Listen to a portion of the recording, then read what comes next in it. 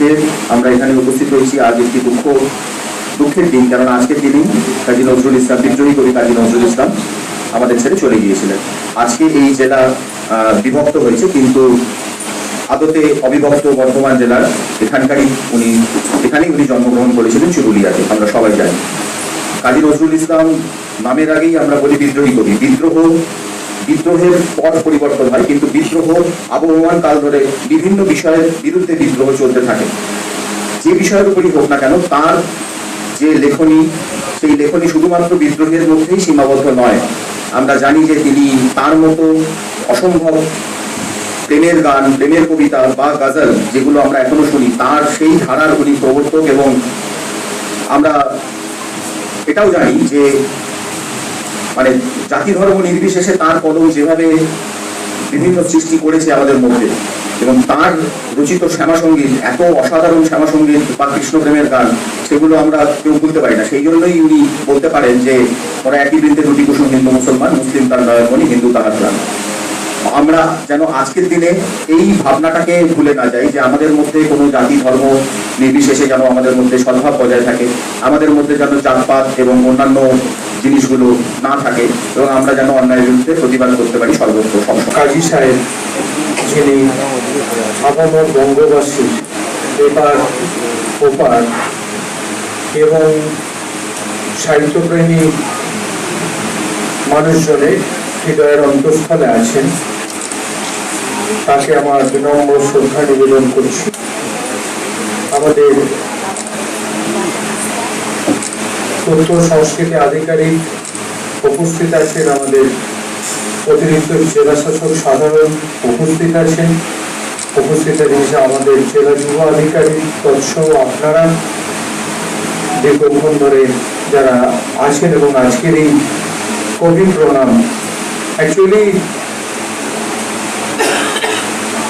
কাজী নজরুল ইসলাম সাহেবকে কবি শুধু বলা যাবে না, মানে উনি কোন দিক থেকে শুরু করলে যে বিষয়টা সঠিক হবে এটা অনুধাবন করা মুশকিল।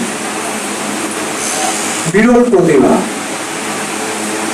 আমরা ধরে নিতে পারি যে যার জীবদ্দশার প্রায় অর্ধেকটা সময় যিনি পক্ষাঘাতে উত্থান শক্তি রয়েছিলেন, তারপরেও বাকি যে সুস্থ জীবনটা, সেই জীবনে তার যে সৃষ্টি, তার যে ত্যাগ এবং বর্ণময় বলতে তিনি শুধু যে মানে কবি কাজী নজরুল ইসলাম বলতে তিনি কবিতা লিখলেন তা না, তিনি সাহিত্যিক একাধারে, তিনি একাধারে বিপ্লবী, তিনি একাধারে যোদ্ধা, একাধারে রাজনীতিবিদ, ঔপন্যাসিক। কোন প্রতিভাটা তাকে তুলে ধরা যাবে সেটা আপনারা এই বিষয়ে সব থেকে বেশি ভালো বলতে পারবেন। আমাদের পশ্চিমবঙ্গ সরকারের মাননীয় মুখ্যমন্ত্রী মমতা বন্দ্যোপাধ্যায়ের ঐকান্তিক উদ্যোগে এবং জেলা তৎসম দপ্তরের আয়োজনে আজকে আমাদের বিদ্রোহী কবি কাজী নজরুল ইসলামের প্রয়াণ দিবস আমরা জেলা জুড়ে পালন করছি। এবং জেলার এই অনুষ্ঠানে আমাদের আজকে সঙ্গে উপস্থিত ছিলেন আমাদের জেলার অতিরিক্ত জেলা শাসক সাধারণ মাননীয় অমিয় কুমার দাস মহাশয়, সঙ্গে ছিলেন আমাদের যুব কল্যাণ আধিকারিক মাননীয়া রাখিবা মহাশয়, এর সঙ্গে ছিলেন শিক্ষা, তথ্য, সংস্কৃতি ও ক্রীড়া স্থায়ী সমিতির পূর্ব বর্ধমান জেলা পরিষদের স্থায়ী সমিতির কর্মাধ্যক্ষ মাননীয় শান্তনুপুরা মহাশয় সহ বিভিন্ন বুদ্ধিজীবী এবং সঙ্গীতপ্রেমী মানুষরা। এবং আজকে আমাদের ভিন্ন প্রান্ত থেকে, আমাদের জেলার এবং সদরের বিভিন্ন প্রান্ত থেকে শিল্পীরা এসেছেন। এবং আজকে সারাদিন ধরেই আমাদের এই নজরুল গীতি, নজরুল আবৃত্তি এবং তার আলোচনা, চিন্তাধারা এবং সমস্ত কিছুর মধ্যে দিয়ে আজকে আমরা সারাদিন কাটাবো। এবং আমরা প্রত্যেকেই জানি যে নজরুলের যে চিন্তা ভাবনা, তার যে সম্প্রীতি, ভ্রাতৃত্ব, সব কিছু ঊর্ধ্বে তিনি যে ভালোবাসার কথা বলেছেন, মানবতার কথা বলেছেন, সেই চিন্তাধারা যেন মানুষের মধ্যে বজায় থাক এবং সেটাই আমরা মেনে চলবো, তার চিন্তাধারাকে এটা আশা রাখি।